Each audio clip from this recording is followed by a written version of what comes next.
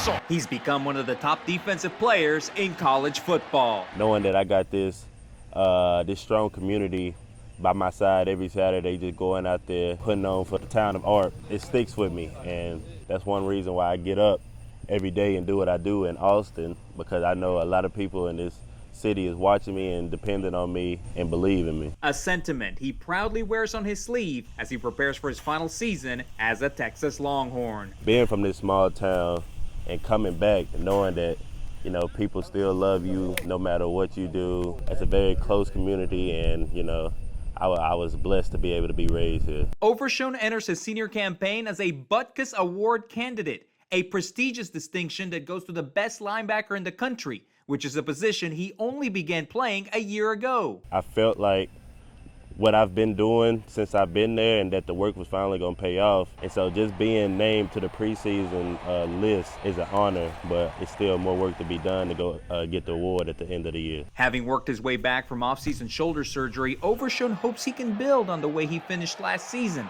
helping lead the Horns to a lopsided Alamo Bowl victory as the game's defensive MVP. Really just being the leader that everybody see me as, taking the role of past leaders that I've seen coming up. Just, you know, keeping the group together, because I expect big things out of this team this year. And even though he had to miss spring practice, he's already liking what he sees from new head coach Steve Sarkisian. When Coach Sark first got there, we actually had a pretty good conversation. And I just knew from then, like, this is a guy that I would love to play for, because, you know, he's straightforward. He know what he wants. He know what it's going to take to get there, because he's been there. He knows what we need, the little bit that we need, the pieces to put together in order for us to get to that next level. Speaking of, what has reached a whole new level is his arm bandit game. I actually started doing it a while back. People didn't really notice, though, but I got pictures from junior high and high school where I was wearing not as many as I do now, but I was wearing them. Just came from me just being creative. Oh, man, why don't cut your circulation? I got a routine. Really engaging with the fans, you know. Fans bet on how many I wear this game. Fans ask me, I bet you can't do this, I bet you can do that. I just have fun with it going along with the season, because that's what it's all about, having fun while I'm out there. And of course, that's only half of the brand he has created. I tie them together sometimes, you know. Agent Zero is one person, but then you got the Orange Bandit, and they just correlate together. But if not for a twist of fate, Agent Zero would not be a part of his repertoire. So I was actually supposed to be #1 last year, but something got mixed up, and Coach Herman ended up giving it to another player. But he tried to give it back to me, but I was like, no, it's cool. I just wear 0. You know, I wanted to be the first person to wear 0 anyways on the defensive side of the ball. So I felt history, and then I felt honored to be able to wear number 0. And they just correlate with my last name too, and then the Agent Zero thing came along later. Like, I didn't even name myself that. Somebody on Twitter commented Agent Zero, and it just stuck with me. I knew I haven't heard it before, and I looked it up. People used to call Gilbert Arenas that.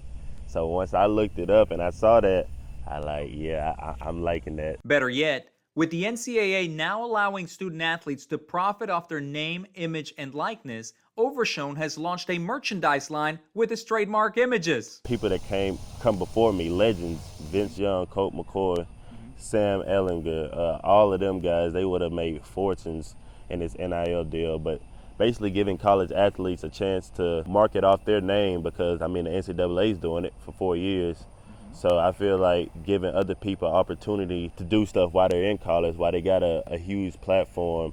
If they don't make it to the next level, just to get something started, you never know, you might not need the next level. But the pro football ranks are now certainly within his reach. Part of the reason he continues to seek advice from a longtime mentor in Arp's head football coach, Dale Irwin. Me and Coach Irwin, we talk a lot, and just about everything going on with this upcoming season, and then what to come after that. You know, just be careful, because there's a lot of people that's going to come back around that you haven't seen in a while. And while he's focused on helping UT contend for a Big 12 title, he hopes his accomplishments can be an example for the youth of East Texas. Once this season wraps up, I'm going right into training, and it's going to be a dream come true, showing young people that it's possible to, you know, make it out of this little small town. Finally, what about his Longhorns going to the SEC?